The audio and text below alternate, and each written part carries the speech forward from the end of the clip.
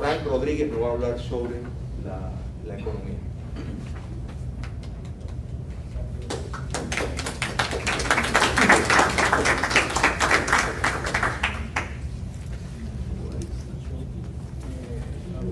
Julio me mandó un email un poco enigmático.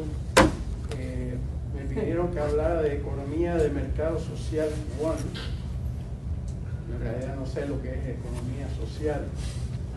Pero bueno, me lancé. Derecho de propiedad privada, educación, salubridad pública y privada, antimonopolista, promoción de industrias nacionales, iniciativa privada con compromiso público. Esos son los puntos que me dio Julio. Todos los panelistas esta noche aprecian el papel fundamental de la propiedad privada como base de las libertades no solo económicas, sino políticas. La ausencia de propiedad privada literalmente priva a los ciudadanos de tener dinero para vivir separadamente del Estado. Hoy la dictadura confunde con el término cuentapropismo para que no sea tan evidente que han fracasado en su intento de comunizar Cuba. Los trabajadores independientes, que es como se debían de llamar, hoy siguen lejos de serlo, confrontando legislación confusa a propósito y trabas de toda índole por el miedo de la dictadura de perder el control.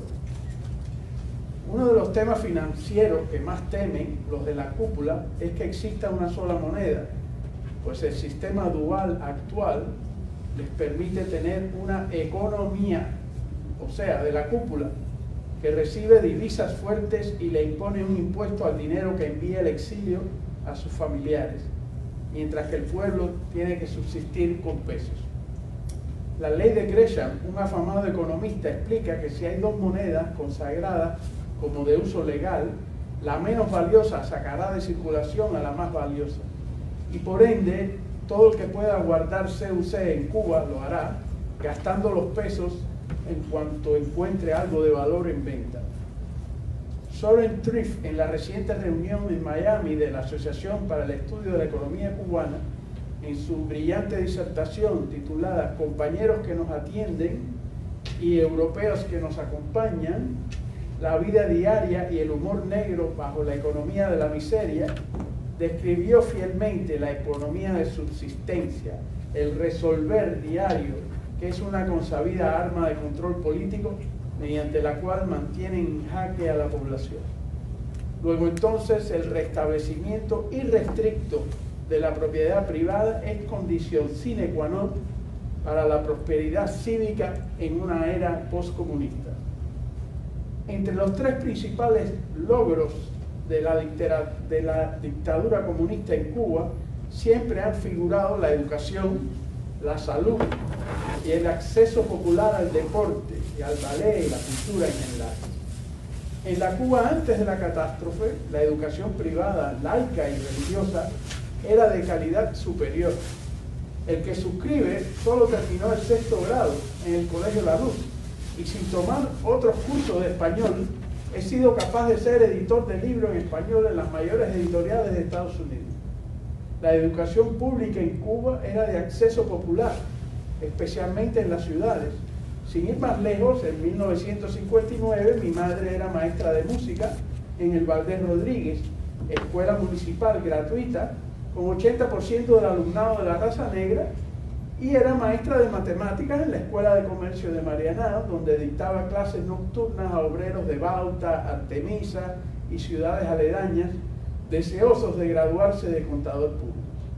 El gobierno de Cuba se encargaba de la educación cultural y comercial de personas de bajos recursos. Ese gran legado no se puede tirar por la borda en la Cuba del futuro que todos anhelamos.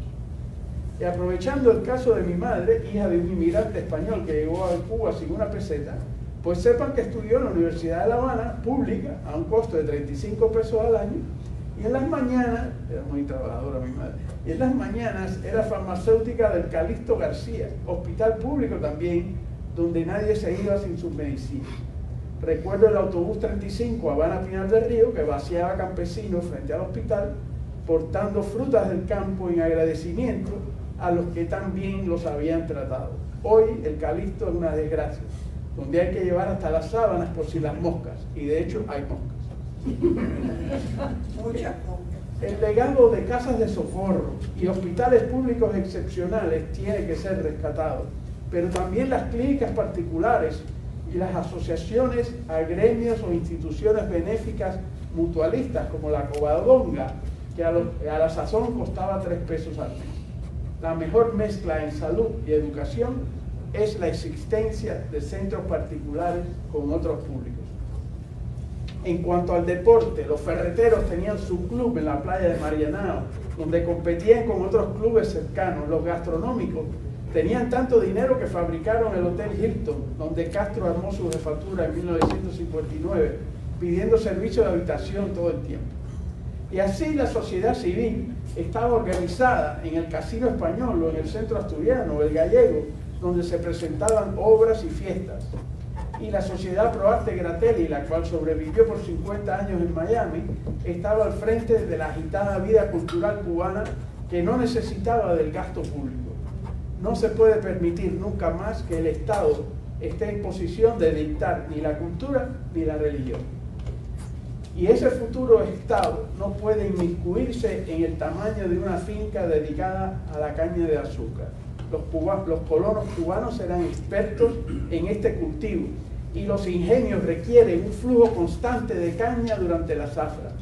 La bobería del monocultivo y del latifundio, usadas magistralmente por Castro para robar, deben quedar en el pasado. Si Cuba tiene una ventaja comparativa para la producción de azúcar, las leyes del mercado lo determinarán. A nadie se le ocurriría una campaña contra el monoturismo o el latifundio de supermercados. Eso sí, como toda república respetable, el futuro Estado cubano debe prohibir el monopolio, con contadas excepciones, como la compañía de electricidad, que quizás sea factible que reciba una excepción por economías de escala. No puede haber monopolio en lo económico, pero tampoco en lo político. Ni debe el Estado meterse en más negocios que la educación y la salud, compartidos con el sector privado, y desde luego está para mantener la seguridad física de los ciudadanos con estaciones de policía y bomberos y con juzgados y cárceles. Los emprendedores exiliados que regresen a Cuba son proles o sus proles nacidas en el extranjero y empresas americanas y multinacionales que vayan a Cuba se unirán a los nativos que por años han estado resolviendo y que son verdaderos expertos en emprender novedosas actividades económicas de alto valor social. Quizás sea eso lo que se refería Chico. Los cubanos americanos que inviertan en Cuba lo harán con gran amor patrio, además de por ver buenas oportunidades. Y los del patio tienen gran experiencia en solidaridad. En Cuba los vecinos por fuerza tienen que depender los unos de los otros. Esa solidaridad ciudadana se hará evidente en el trato que se le dará a extranjeros y coterráneos. Los cubanos siempre hemos sido hospitalarios y bajo un sistema de mercado libre, capitalismo, si nadie se ofende. La hospitalidad no será de mendigos, será de empleados verdaderamente libres. Los médicos no manejarán taxis ni Uber. En 1960, Castro trajo a La Habana la exposición de la URSS, pero hubo otra, la de industrias cubanas. En Cuba, antes de la debacle de Castro, se producía desde espaguetis la pasiega hasta calzado injerto. Los industriales cubanos eran diestros en satisfacer el mercado nacional. En el futuro, la industria doméstica no necesitará protección, solamente que la dejen respirar, siempre exigiéndole conducta ética con sus empleados, clientes y competidores. Antes los industriales se reunían en gremios que volverán a surtir un efecto benéfico sobre la sociedad, tanto como lo harán verdaderos sindicatos laborales, ya no bajo el férreo control del Estado. Soy optimista, estoy optimista.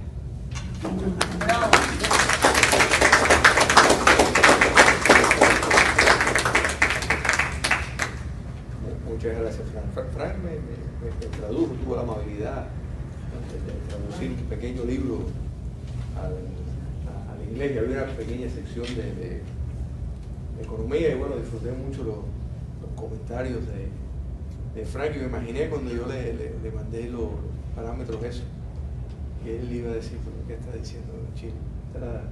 ¿Qué estará pensando? Pero mira, la realidad y parte del crimen del castrocomunismo es intentar distorsionar totalmente lo que ocurrió.